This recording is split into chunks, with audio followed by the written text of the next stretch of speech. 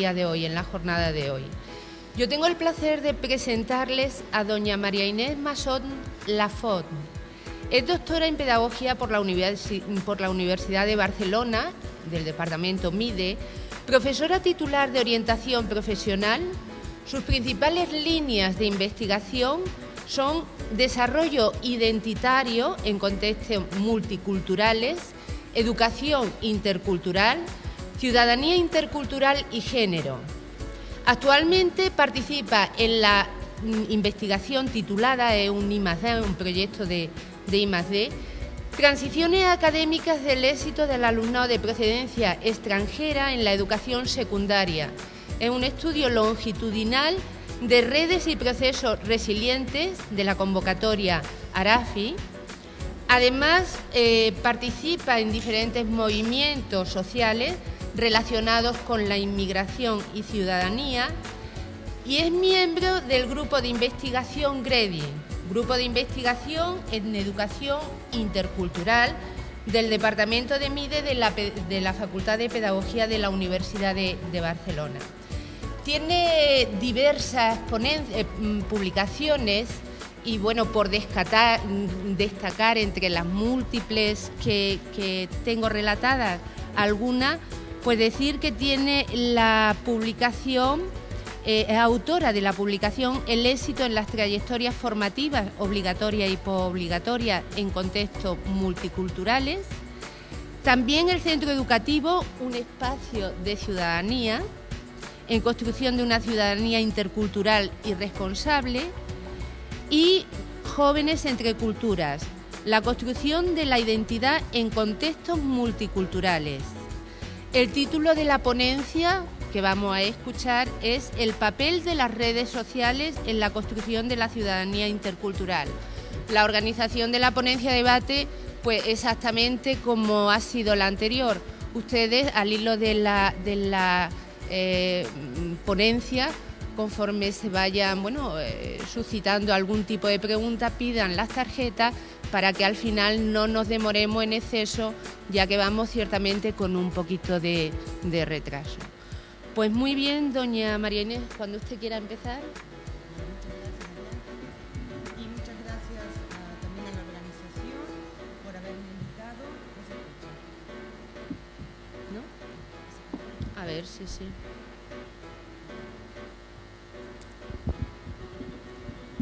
Bueno, muchas gracias a María Ángeles y muchas gracias también a la organización por haberme invitado y poder disfrutar del Día de la Mujer Trabajadora con todas ustedes y con todos ustedes.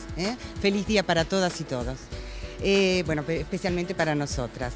Y bueno, un error creo que ha sido el de la organización, porque invitar a una argentina a hablar en último momento y con solo 45 minutos es un desajuste difícil para mí, por lo menos. O sea que trataré de ser breve, pero no es muy frecuente en mí, o sea que les pido disculpas. Bueno, el título de la ponencia, como decía María Ángeles, es El papel de las redes sociales en la construcción de la ciudadanía intercultural, el caso de los movimientos sociales. Bueno, el objetivo de esta ponencia es reflexionar sobre el papel que tiene tanto la educación como las redes sociales en la construcción de una ciudadanía intercultural, activa y responsable, ya que nos enmarcamos en lo que es una educación como práctica social, comprometida con la construcción de una sociedad más justa e igualitaria, que luche contra la exclusión social. Y tal como refiere Hessel, en uno de sus últimos libros, Indignaos, dice: las razones para indignarse hoy parecen menos nítidas o el mundo demasiado complejo, pero siguen ahí, en las dictaduras de los mercados, en el trato de los inmigrantes, a las minorías étnicas. Buscad y encontraréis, coged el relevo, indignaos, porque la peor actitud es la indiferencia. Bueno, yo creo que cuando Hessel se refiere, ¿se acuerdan que es uno de los únicos supervivientes de los que redactaron la Declaración de los Derechos Humanos en el 48. Y que Gesell, un hombre que tiene 90 y pico de años, nos lleve y nos llame a la movilización, hace pensar que el contexto en que vivimos necesita una respuesta de la ciudadanía. Y eso es un poquitito sobre lo que va a versar esta ponencia. ¿Cuál es el papel? ¿Qué es ser ciudadano y cuál es el papel de la ciudadanía? ¿Y por qué la necesidad de participación y de conformar redes que tengan como objetivo esta transformación social? Yo creo que vivimos en un contexto que yo he tratado de caracterizar a partir de 3 puntos vitales. En el primer lugar sería la crisis económica, que yo planteo que si realmente es solo una crisis económica o es una crisis más amplia.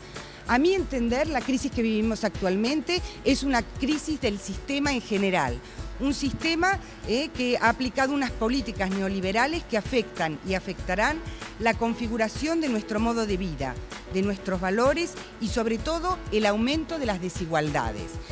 Yo creo que las consecuencias que estamos sufriendo son bastante imprevisibles, que nos crean y nos desaniman bastante, pero que sobre todo está afectando a las personas que tenemos cerca y que realmente tienen que despertar nuevos vínculos de solidaridad. La segunda parte serían yo creo que una crisis en valores. ¿Por qué? Porque hemos estado generando valores como el consumismo y el individualismo y que han plasmado y caracterizado nuestro entorno. Sobre todo bajo la ilusión de una sociedad del bienestar, hemos apostado por favorecer el desarrollo de valores consumistas y sobre todo actitudes apáticas, de no implicación, de desconfianza en la transformación. Porque el poder parece que es un sistema todopoderoso, inalcanzable, virtual e invisible. Y es eso justamente uno de los aspectos que también vamos a tomar en cuenta, el tema de salir de esta sensación de apatía general en cuanto a respuestas al nuevo contexto que se nos avecina. Y en tercer lugar, otra de las problemáticas que nos afecta y transforma el escenario social es la homogeneización cultural en sociedades marcadas por la diversidad cultural. Se intenta imponer una cultura no solo hegemónica, sino homogeneizada, que afecta a la configuración y a los valores de nuestras sociedades multiculturales. Entendiendo y quiero hacer un pequeño hincapié, cuando nosotros nos referimos a multiculturalidad estamos hablando o describiendo una sociedad en la que se presentan personas que tienen diferentes orígenes y es diversa en cuanto a las culturas que la componen. Cuando hablamos de interculturalidad nos estamos refiriendo a la relación, al feedback que se da entre las culturas presentes en esta sociedad multicultural. O sea que otro de los aspectos para mí sería esta homogeneización cultural. Y por último nos preguntamos, ¿qué futuro nos espera o qué futuro podemos vislumbrar en una sociedad marcada por las desigualdades sociales, por valores centrados en el tener y no en el ser, donde el tiempo de asimilación, reflexión, decisión y actuación parecen no existir? Justamente esta semana estaba haciendo una entrevista en un centro educativo y ante una pregunta un joven respondía: si no tengo iPad, no soy nadie. Un poco esta cultura que tiene que ver más con la valorización, que tiene que ver con el punto último, ¿no? El del consumismo, ¿no? A veces el ser por lo que tenés y no por lo que eres, ¿no? Y realmente yo pienso que desde la educación, justamente una de las cosas que tenemos que trabajar es esa revalorización del ser humano, la humanización. ¿Qué retos nos plantea este contexto? En primer lugar, para mí sería el reconocimiento que la heterogeneidad se incrementa y que nos ubica en referentes distintos a los tradicionales. En segundo lugar, la búsqueda de nuevas formas de organización y gestión de la sociedad. En tercer lugar, esto varía la forma de percibir y actuar en la interacción social, individual y sobre todo institucional. ante un nuevo contexto, las respuestas que estamos dando no sirven. Tenemos que plantearnos, cuando yo dije al inicio, el objetivo es ver desde la educación y desde las redes cómo podemos ayudar a la construcción de esta ciudadanía intercultural activa y responsable. Yo creo que justamente una de las cosas es, las respuestas que hasta ahora nos sirvieron no nos están sirviendo. Y yo creo que tanto la experiencia en el aula, en el nivel universitario, en la secundaria o en la primaria, vemos que el profesorado, las y los profesores en general, estamos muy preocupados porque muchas veces tenemos que hablar sobre el futuro y no hay un futuro. El futuro es incierto, no es claro. Pero esta desesperanza no puede convertirse en un camino sin salida, sino yo creo que tenemos que, entre todos, empezar a visualizar, a construir nuevas formas. Y esto necesita un cambio de mentalidad y que, sobre todo, en las nuevas formas de reaccionar frente a este contexto. En cuarto lugar, los cambios sociales han transformado nuestro entorno y dejan de manifiesto el alto grado de tensión que vivimos, lo que decía recién, entre los planteamientos educativos y las prácticas sociales, ¿sí? Sobre todo, qué respuestas damos a un entorno que está afectando directamente a nuestros alumnos. Por lo menos yo en la facultad he tenido que hacer variaciones. Por ejemplo, trabajamos con unos diarios de campo. En ese diario de campo, que además es un diario de campo colectivo, lo que he agregado es inserción laboral, porque de alguna manera el alumnado, el tema laboral es una preocupación permanente y por lo tanto, hasta los contenidos tienen que estar invadidos por soluciones o buscar nuevas formas colectivas de responder a esta crisis que estamos viviendo. Bueno, ¿qué otros retos nos plantea y cómo nos situamos ante esta nueva realidad?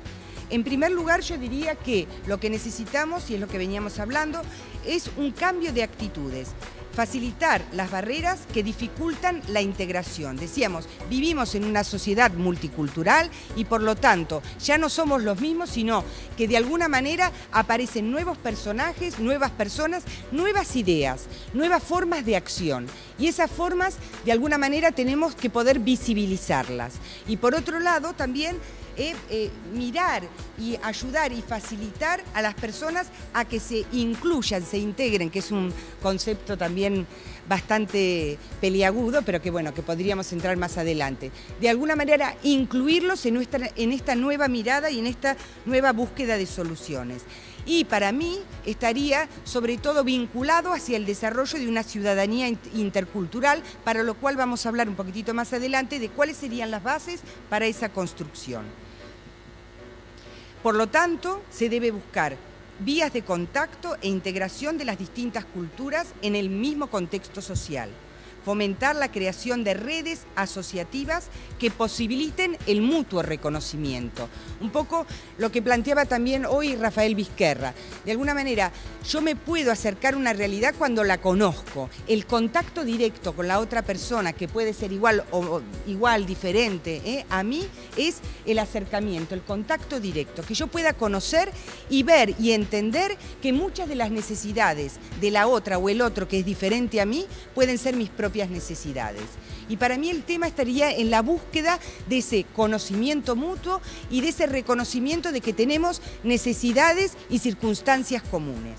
Fomentar la creación de redes asociativas y la configuración de grupos heterogéneos, donde el origen cultural no constituya un elemento de diferenciación. O sea que ahí estaría imbrincado con el concepto de interculturalidad. Claro que yo tengo que tener en cuenta la diferencia, pero que esa diferencia no sea motivo de que no podamos trabajar juntas, sino al contrario. Yo creo que justamente lo que hoy también aparecía en algunas investigaciones, la necesidad el enriquecimiento, como decía Lidia, que el profesorado ve en la diversidad cultural en el aula. Realmente entender que ese enriquecimiento puede darnos nuevas formas de acción. Por lo tanto, debe buscarse un camino colectivo que incluya la mirada y la acción ciudadana en su totalidad. ¿Pero qué respuesta? buscar una respuesta a esa ciudadanía intercultural, a la construcción de esa ciudadanía intercultural, de alguna manera nos reclama ver cuál es el concepto de ciudadanía que subyace a esa construcción.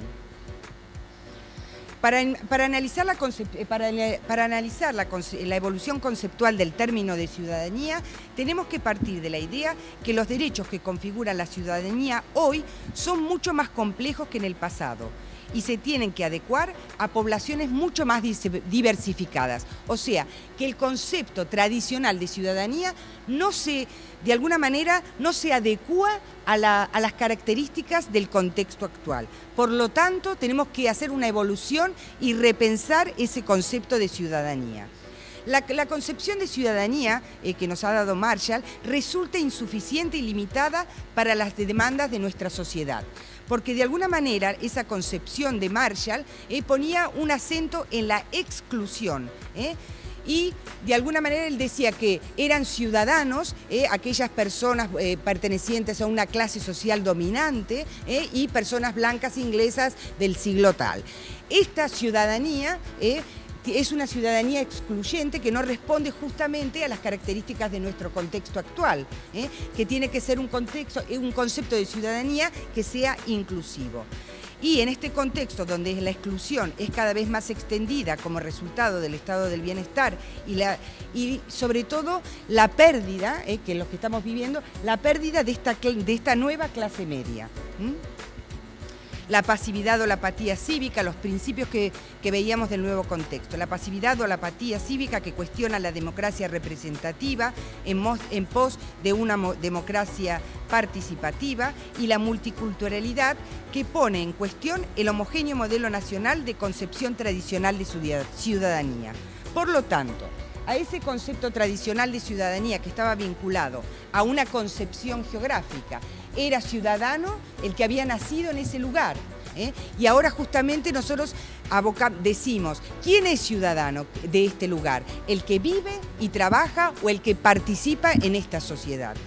Una concepción tradicional que ponía más acento en la exclusión que en la inclusión, una concepción pasiva, yo era ciudadano porque había nacido aquí y por lo tanto no solo se me daba el derecho de la ciudadanía, sino que además no tenía ningún tipo de responsabilidad. Y este es el tema, es una ciudadanía que de alguna manera me era dada y que no me demandaba nada. Y sobre todo que buscaba la homogeneidad. Entonces, nosotros hablaríamos desde el modelo de ciudadanía que proponemos en el GREDI, mi grupo de investigación, decimos que nosotros pondríamos el acento en la inclusión frente a un concepto tradicional de ciudadanía que habla más de exclusión, pondríamos en acento en la diversidad frente a la homogeneidad, en la paridad frente a la exclusividad, en los derechos frente a los privilegios y la participación frente a la pasividad.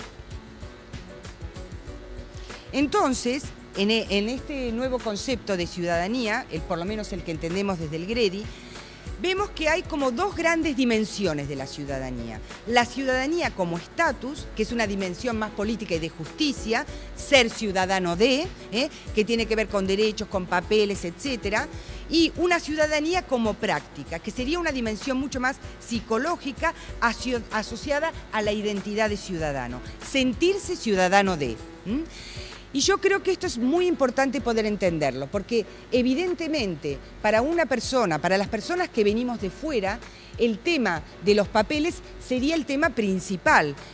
Nosotros no podemos abordar el tema de la integración, de la inclusión de las personas migrantes sin entender que el primer paso y la primera dificultad que vivimos en carne propia es el tema de los papeles. Yo de alguna manera, si no regularizo mi situación, no podré acceder al trabajo y no podré de alguna manera participar de forma igualitaria en esta sociedad.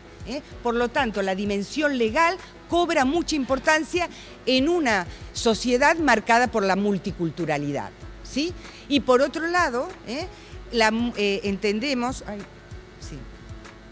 que esta multiculturalidad, esta ciudadanía multicultural, se entiende desde la participación. Entonces decíamos, dos dimensiones, la dimensión de estatus y la dimensión...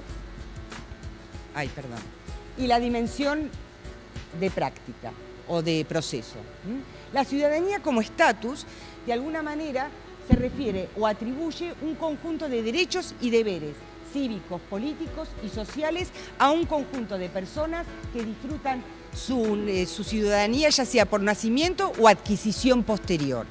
En cambio, la ciudadanía como práctica, ¿vale?, la entendemos como un proceso de construcción social, donde los ciudadanos interactúan y comparten valores y normas que les permiten la convivencia y les dota, sobre todo, de una identidad colectiva.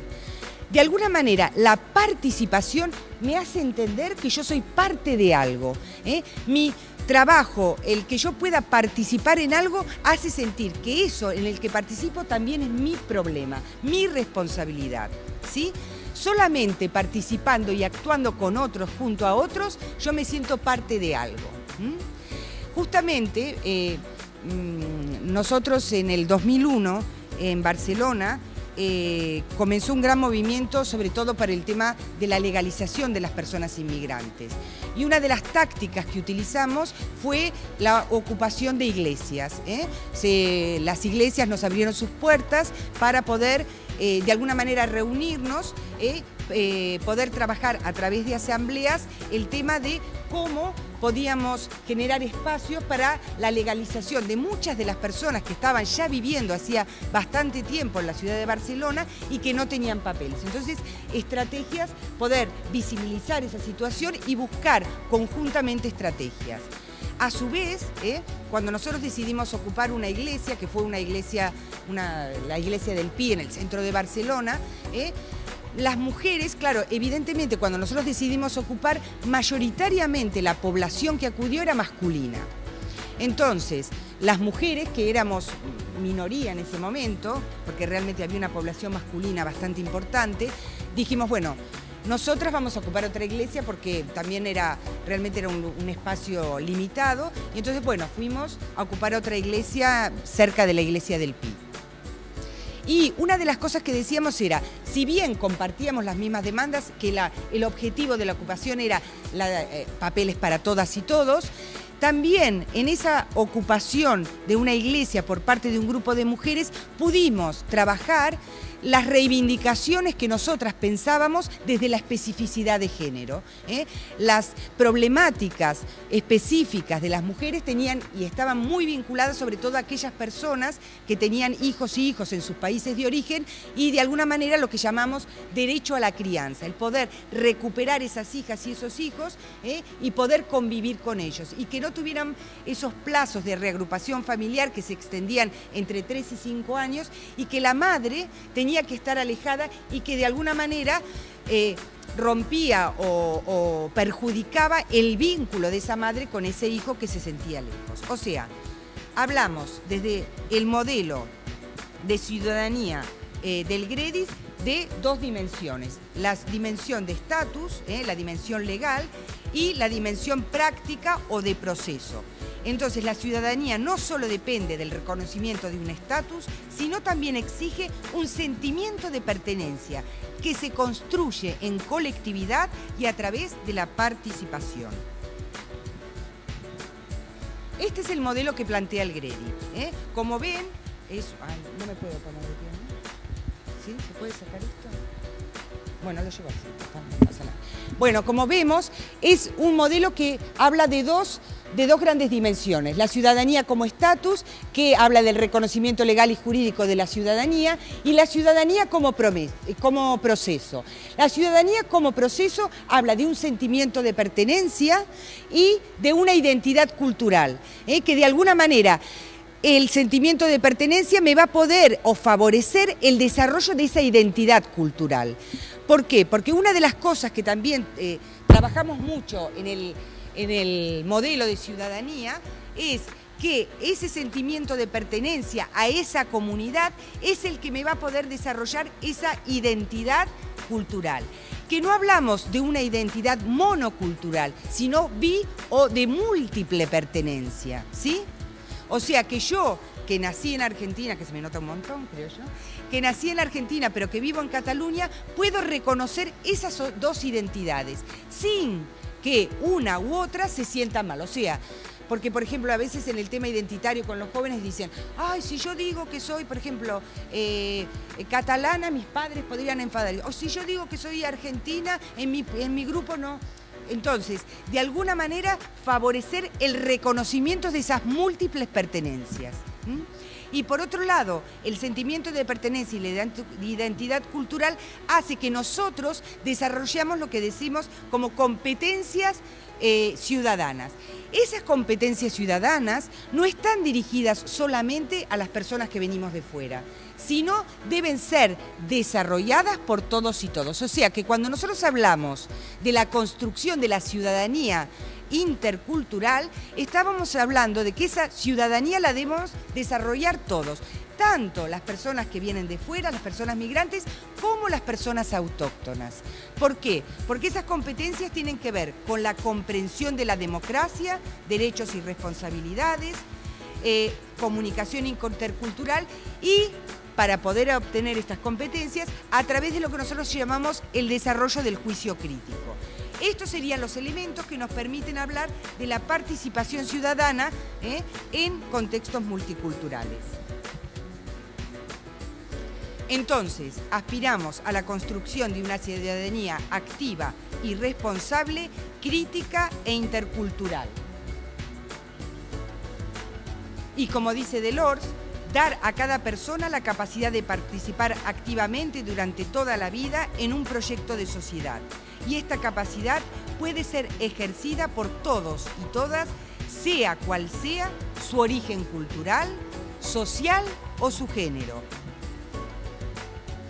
Entonces, entendemos la ciudadanía activa e intercultural como un proceso que promueve una dinámica participativa y responsable en el espacio público, compartiendo valores y normas y compartiendo procesos de toma de decisiones, y que integra a grupos diferentes y pueblos diferentes, pero tiene que ser una participación voluntaria basada en la cooperación. Por eso cuando hablamos de estrategias de educación intercultural, siempre hablamos desde metodologías que favorezcan la cooperación. Esto supone, por un lado, el conocimiento y la comprensión de derechos y responsabilidades, de estructuras democráticas y de cauces de participación. Sobre todo, necesitamos habilidades para participar. Generar una cultura de la participación consciente y creadora permite reconocerse como agente activo en la sociedad, con capacidad transformadora de la realidad social cuando se actúa colectivamente. El tema de por qué decimos metodologías cooperativas, por qué el actuar colectivamente, porque el grupo tiene una fuerza que el individuo por sí misma no adquiere. O sea, el llamado a la participación tiene que ver con el reconocimiento de la fuerza del colectivo. Es por eso importante ofrecer al alumnado posibilidades de participación, implicación o creación de grupos o colectivos que permitan reivindicar o gestionar sus inquietudes o dificultades. Y esto tiene que ver con que no solo podemos participar, no solo es importante la participación, sino también el encuentro de las personas, porque no hay participación si no hay un reconocimiento del otro y un reconocimiento de las necesidades comunes. Es eso lo que nos va a llevar a la acción.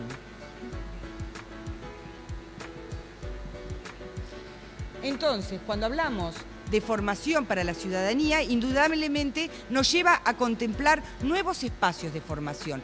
La escuela, de alguna manera, se convertiría en un corsé. La escuela tiene que quebrar sus muros, tiene que abrirse. La necesidad de participar de forma activa en la colectividad y generar sentimientos de identidad y pertenencia requiere el diálogo y la participación entre la educación formal y las diferentes redes sociales. De alguna manera yo creo que esto es una realidad que vivimos en todos los centros educativos, que evidentemente para poder dar respuestas a las necesidades de los centros tenemos que poder salir. Y ya generalmente tenemos contacto con servicios sociales, con salud, con esto. De alguna manera la red se tiene que ampliar. No podemos hablar de participación si no ofrecemos, en primer lugar, espacios de participación, la necesidad que esos espacios sean conocidos. Yo no puedo ver y conocer espacios y además que el alumno conozca el barrio en que vivo, qué posibilidades de participación, cuáles son los problemas. O sea, es una investigación de lo que es el barrio, del barrio, para poder ponerlas en común. Y a su vez nosotros como profesorado también tenemos que salir y poder identificar esas problemáticas para poder dar una respuesta colectiva. O sea, necesitamos entender que el espacio formal no puede ser el único espacio de educación. La educación, para cambiar la realidad, requiere una referencia al contexto social. Son necesarias las alianzas entre todos, los estudiantes, el profesorado y los agentes sociales y educativos que trabajan desde otros espacios sociales. Los movimientos sociales, para nosotros, representan un lugar de confluencia de diferentes sectores de la ciudadanía interesados por la educación y por la cultura transformadora. Y yo, bueno, aquí no me voy a extender. Un poco entender que los diferentes espacios de ciudadanía tienen que ser generados desde el salir de nosotros mismos. Y cuando yo hablo de movimientos sociales, no os asustéis, estoy hablando del movimiento feminista, estoy hablando de los diferentes movimientos que se dan a lo largo de la historia y que hoy se pueden reconocer hasta en movimientos sociales de barrio que reivindican, por ejemplo, en mi barrio. Reivindicamos que saquen las antenas colectivas que existen por el problema de radiación que ha producido, por ejemplo, en el entorno próximo, varias muertes de cáncer por el tema de las radiaciones, de los que producen las antenas. La organización de un movimiento que está en este momento, por ejemplo, en las universidades reivindicando una educación pública y de calidad. El movimiento de trabajadores de una fábrica que se acaba de cerrar y que quedan en el... O sea, los movimientos contra los desalojos, los movimientos sobre realidades que además genera no solo la conexión de grupos y grupos muy diversos. Realmente en esos grupos que están, por ejemplo, ayer salía en El País, un señor italiano que estaba con todo el movimiento del agua y a partir de eso él decía... Un movimiento que empieza así de pequeño se va abriendo y se va abriendo a grupos y a colectivos tal vez no imaginados anteriormente. Grupos que pensábamos que estaban a mucha distancia de nuestros propios objetivos. Ese objetivo común hace que puedan unirse grupos y colectivos que estaban antes bastante distanciados o que ni se conocían, no eran ni reconocidos entre ellos.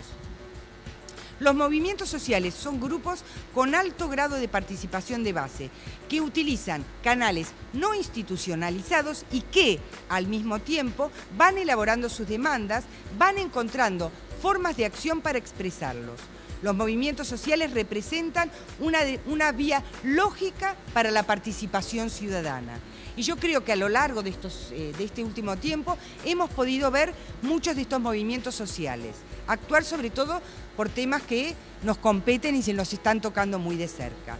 Los movimientos tienen una doble dirección, particularizar los valores universales y universalizar las identidades particulares.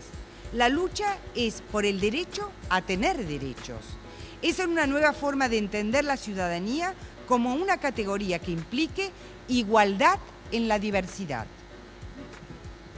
Los movimientos sociales representan una experiencia de aprendizaje en dos sentidos, articulados entre sí. Conocimiento del mundo natural y social, o sea que la participación, además, es muy interesante porque, por ejemplo, cuando nosotros empezamos con todo el tema de Bolonia en la universidad, de alguna manera los estudiantes decían, Inés, es la primera vez que participamos en algo, participar en una asamblea, conocer cómo podemos participar, porque si nunca has participado realmente no sabes cómo es la dinámica de una asamblea. Se inventan nuevas formas de participación. Por ejemplo, En la Argentina, el movimiento social que surgió a partir del corralito, de alguna manera establece la cacerolada como forma de protesta, el trueque como una nueva forma de autoorganización, la ocupación de fábricas que quedaban despobladas. El movimiento 15M, por ejemplo, por ahí ustedes dicen, ay, estas son formas simples, pero por ejemplo es un movimiento pacífico, que de alguna manera el tema de la intervención se quitan los aplausos por el tema ruidoso y se reemplaza por levantar las manos y agitar las manos. O sea, que los movimientos sociales nos hacen ver nuevas formas de participación, nuevas formas de intervención en lo social, pero sobre todo el conocimiento del mundo natural y social.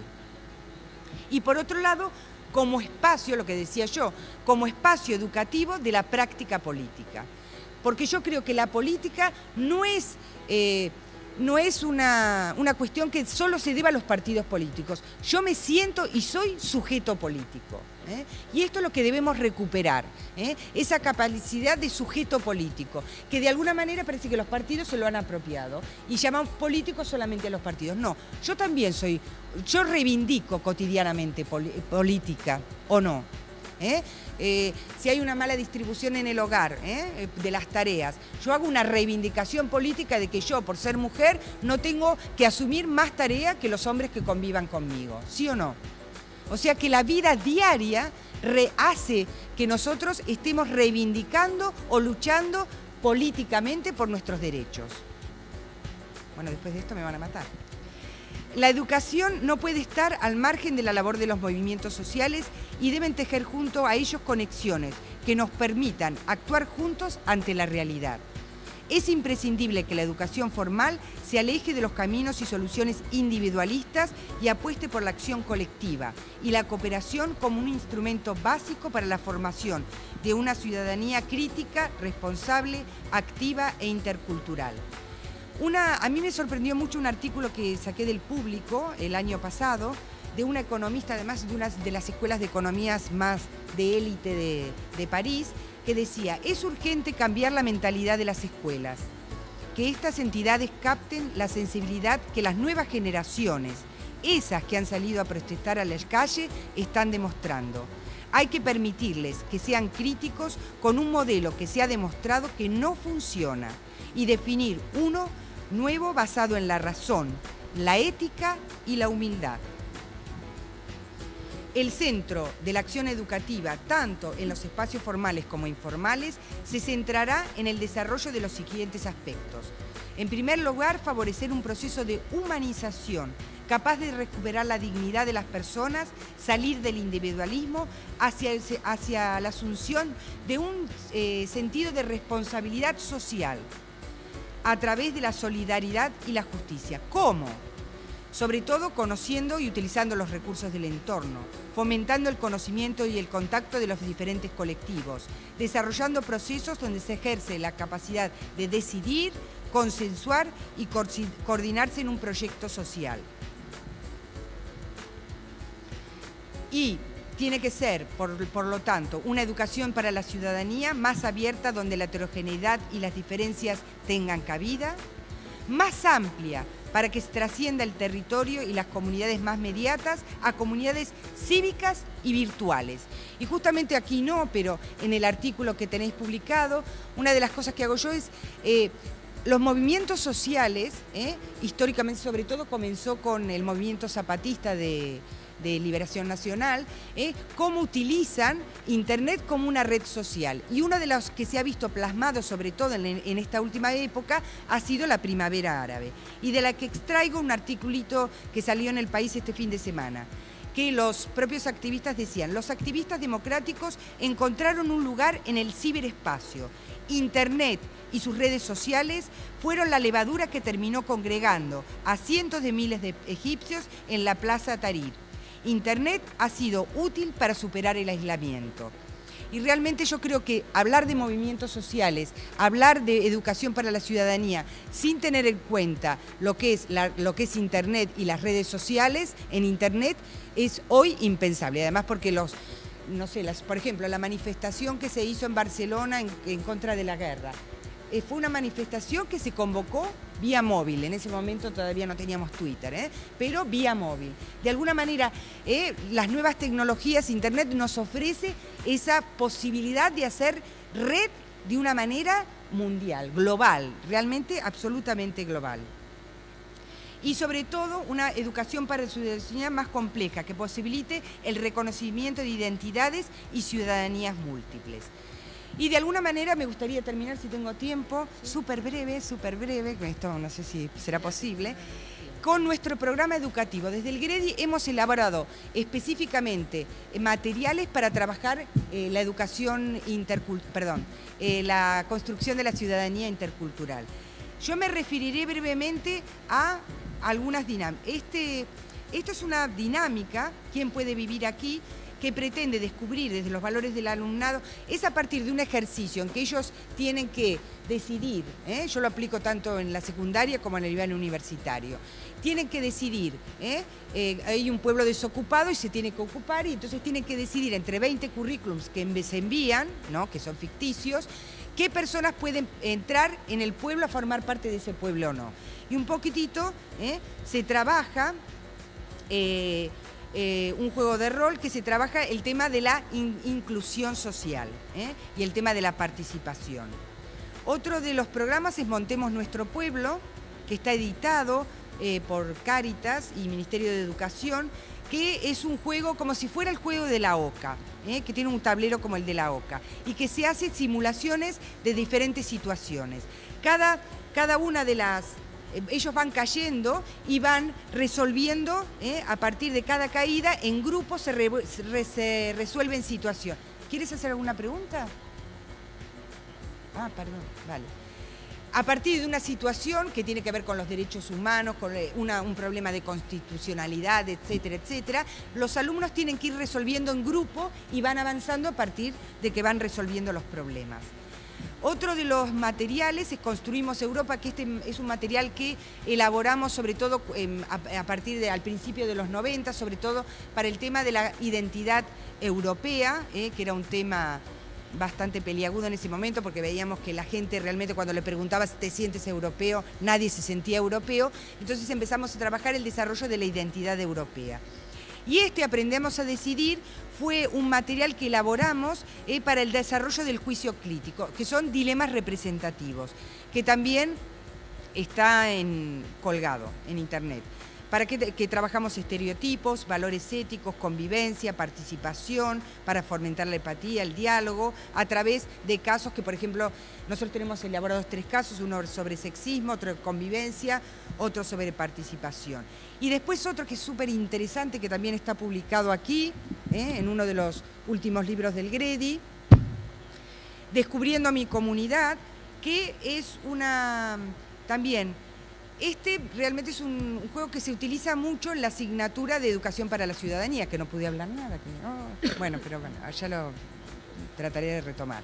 A partir de ahí, ellos, primero se trabaja todo lo que es la relación de grupo, la integración, o sea, cómo fomentar la creación del grupo dentro del aula, van a explorar la comunidad, analizan un problema de la comunidad, reflexionan sobre el problema y de alguna manera termina con la realización de una acción sobre la propia comunidad.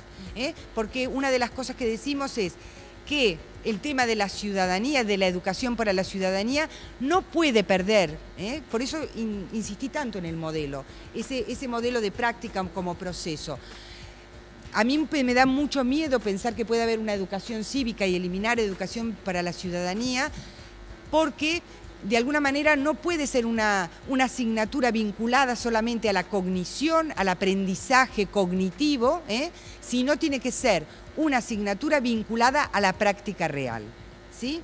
Y por último decirle que muchas gracias, espero haber sido rápida en la exposición y muchas gracias a todos. ¿Se ve bien? Muy bien. Vale.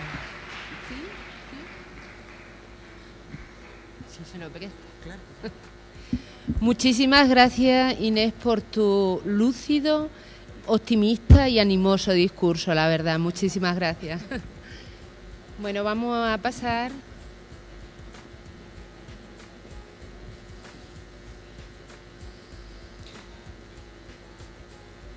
Bueno, esta es mientras yo ya voy organizando.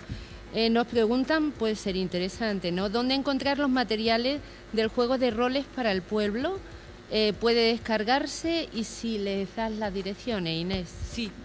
En todo caso, en la publicación está puesto mi mail, pero el propio grupo de investigación tiene una página donde están todos los materiales.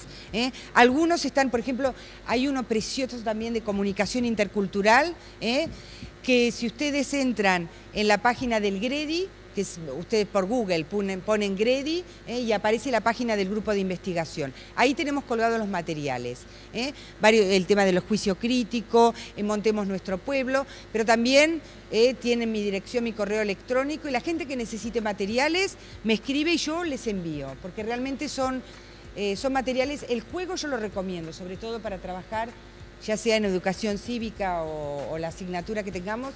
Realmente creo que contempla también muchos elementos de los que hemos estado hablando y son de fácil acceso. Pero cualquier cosa, o GREDI o directamente al correo electrónico, que yo les daré las referencias necesarias para que puedan llegar a ellos. Bien. La siguiente cuestión que te plantean es cómo hemos llegado al punto de considerar ilegal, entre comillas, a una persona en un lugar. ¿Cómo desarrollar ese sentimiento de pertenencia que usted menciona en un contexto como este, en definitiva, pues cómo lograr esa ciudadanía intercultural de la que tú estabas hablando anteriormente? Bueno, yo creo que básicamente hoy en la charla de Vizquerra a la mañana, él cuando hablaba del de aprender o no la lengua, etcétera, etcétera, yo pensé, vieron que en el test hubo una diferencia muy significativa en el pre-test y en el post-test. Yo creo que lo primero es el conocer al otro, ¿no? Romper para mí es trabajar mucho el tema de los estereotipos, porque los estereotipos y los prejuicios hacen muchísimo, y yo creo que la gente los debe romper, y romper los estereotipos no hay mejor forma que acercarse al otro y reconocerlo, y conocer al otro, porque yo creo que eso es una de las cosas que hace más daño. Y de alguna manera yo creo que en la medida que a mí me dan posibilidades de participar, de integrarme a un lugar, es cuando voy a sentirme parte, conozco al otro y creo ese sentimiento de pertenencia, ¿sí? Yo de alguna manera, si no puedo estar dentro de algo, es como si no formo parte de ello. Yo creo que el tema de poder darnos esos espacios, y sobre todo para mí una de las cosas, el tema de los prejuicios y los estereotipos, tiene que ver con que, claro, según cómo se hable de la cultura del otro, es el sentimiento que vas a generar. Si, por ejemplo, en un aula tú tienes niños que vienen de Marruecos y si los moros, no sé qué, aquí, que son unos ladrones, de alguna manera todas las ideas en torno a una cultura que son negativas hace que la persona que pertenece a esa cultura se sienta mal y hace una negación de su sentimiento de pertenencia.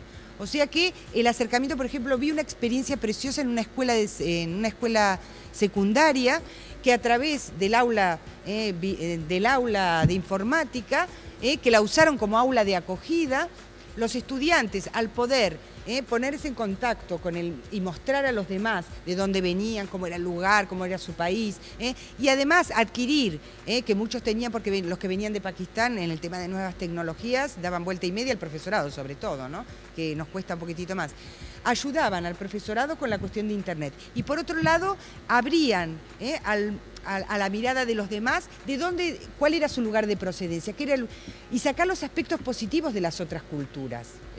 Hacer una mirada más positiva de las culturas ajenas, porque si no, los niños se repliegan y niegan esa identidad. Y por lo tanto no pueden desarrollar ese sentimiento de pertenencia claro. O niegan, que eso es terrible. Muy bien. La siguiente cuestión, ¿por qué los poderes políticos y los medios de comunicación reniegan de los movimientos sociales? Es que si los políticos se quedan sin trabajo, ¿qué hacen, no? Pero bueno, yo creo que evidentemente la política tiene que cambiar, el sistema político tiene que cambiar porque no está escuchando a la ciudadanía. Y yo creo que lo que nosotros esperamos es tener una democracia más participativa en que nuestra voz se pueda escuchar, y actualmente yo creo que queda muy claro que si salimos a la calle es porque no nos somos escuchados. Yo creo que nos falta, que tenemos que buscar nuevas formas, pero que también no es lo que decíamos de interculturalidad. Nosotros tenemos que cambiar cosas, pero ellos también tienen que cambiar. Y yo creo que no escuchan porque lo que escuchan no les conviene, así de claro. Por lo tanto, y es lo que plantea la siguiente, no van a actuar para censurarlo en el futuro. Bueno, hay que buscar nuevas estrategias. Yo creo que la primavera árabe, a mí, no sé, personalmente me parece un muy buen ejemplo. Yo creo que las dictaduras que se vivían allí, Egipto, Libia, bueno, Siria que está, pero realmente Túnez. Por ejemplo, Túnez y Egipto para mí son unos ejemplos de cómo en lugares que era impensable, porque eran dictadores realmente, cómo lograron vencer y derrotar esas dictaduras, que además tenían años de machacar a la gente, ¿no? Además, lugares donde tienen petróleo, donde tienen una riqueza que estaba hiper mal repartida, como eso, está bien que es un paso, que hay muchísimas cosas que la gente, ay, pero bueno, todavía hay injusticia, claro que hay, pero se dio un paso tremendo. Y sobre todo, como Internet, por ejemplo, pudo sacar o dejar que las mujeres del mundo árabe pudieran hablar. Yo no sé, hoy traje aquí un artículo que si quieren después se lo muestro, cómo las blogueras, por ejemplo la bloguera tunecina, que es una chica encantadora, cómo de alguna manera las mujeres pudieron ser visibilizadas por primera vez en la historia. Y en una cultura donde ellas realmente su visibilización es mucho más compleja que en la nuestra, ¿no? Sí, perfectamente. Bueno, pues hasta aquí. Bueno, si hay alguna duda, abajo de aquí seguimos conversando, por supuesto. Y si quieren un poco que les muestre también el tema de los libros y todo, a vuestra disposición. Muchísimas gracias. Muchísimas gracias, Inés.